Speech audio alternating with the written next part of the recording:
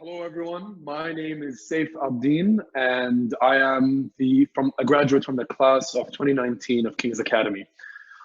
As some of you may know, I contracted coronavirus around mid-March, and after being hospitalized here in Amman, I was finally let back home a bit less than 2 weeks ago. And I'm here to talk a bit about my experience, and hopefully some of it will help you.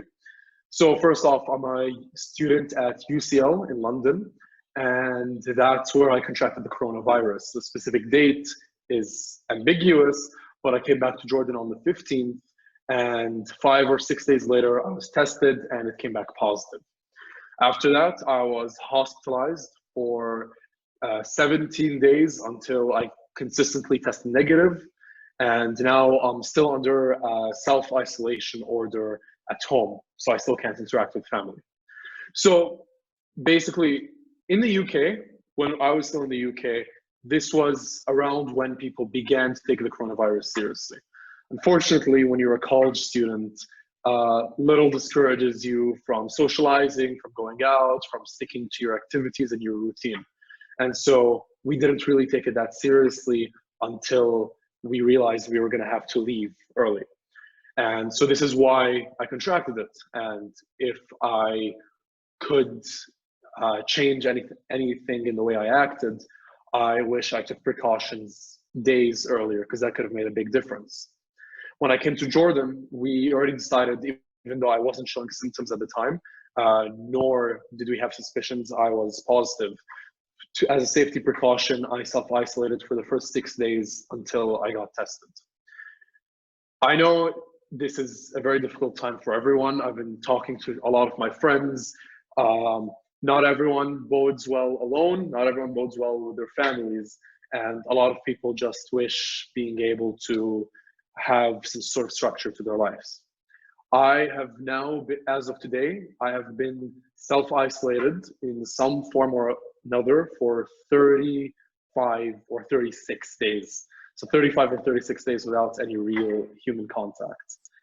And on top of that, I don't even have online classes because of the way my semester and classes are structured. So I don't have any classes, not even online, for the rest of the year, nor any need to even communicate with my university or peers.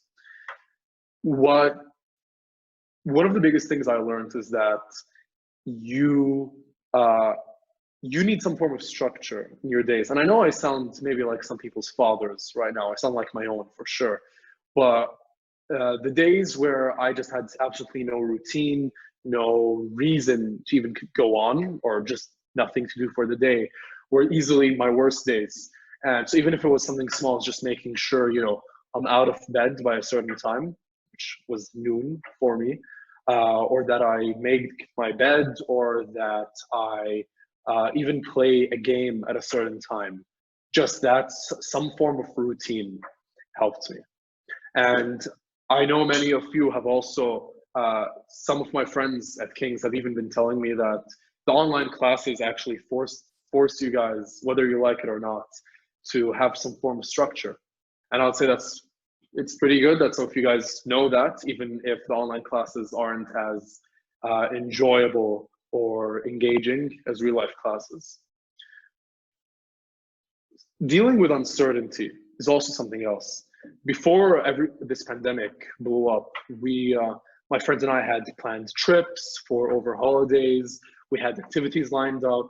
We had multiple events. We had even bought tickets to, and me and 3 of my best friends were looking forward to all moving in together into our own apartment for next year in London.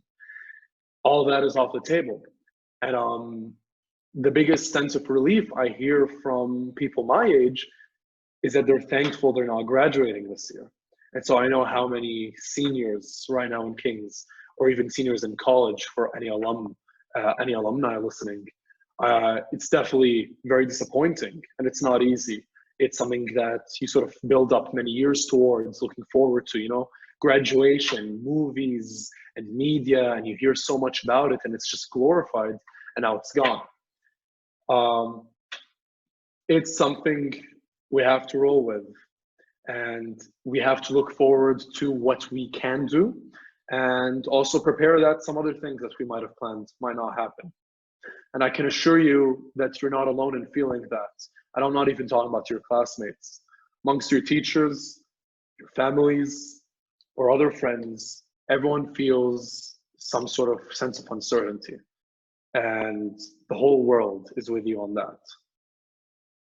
In which case, it's good to be prepared, but it's also good to accept that anything may happen and not to attach yourself to anything specific. Personally, that's what I found the most helpful, knowing that even next year, some of my life could be affected and impacted, and we're gonna have to improvise on the spot. What I found helpful was when I realized I had the coronavirus. Obviously that is not news that one's happy to hear. It was a bit jarring because, you know, coronavirus is usually something for the past few months, we had just read about on the news. And the news never really feels real, even if you know it's happening. You don't usually think it's gonna affect you. And so it was jarring when I found out it did. But what helped was I realized that a lot of people had questions, a lot of people had misconceptions, and there was a lot of misinformation.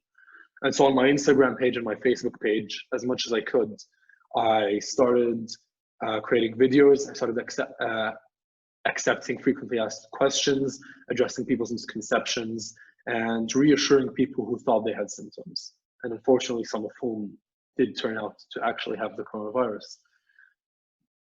Maybe I'm speaking for myself, and maybe not all of you will agree, but helping others is what kept me feeling good, and it's what stopped me from entering a rut, at least for a while when I was in the hospital. And I can assure you everyone needs help now. Your mother, your father, your siblings, your peers. Everyone is feeling anxious, everyone's feeling uncertain. Some people are feeling frustrated, being stuck at home or being stuck with their families. And so I hope that if there's someone that you could help in any way, or like to them. I know some of us, especially students, you have something to do, you have something productive, something that keeps you busy. Right now, personally, I don't, but it's good that you do. And keep looking for things to do, things to stay busy, whether it's something like baking, I don't know, planting, listening to new music. For me, even just sitting out on the balcony improves my mood. So whatever you find helps, stick to it, because you might have to stick to it for a while longer. I hope everyone is okay, and I hope everyone makes out of this okay. And while the circumstances may discourage us, let us continue to stay connected and hopeful together. Thank you.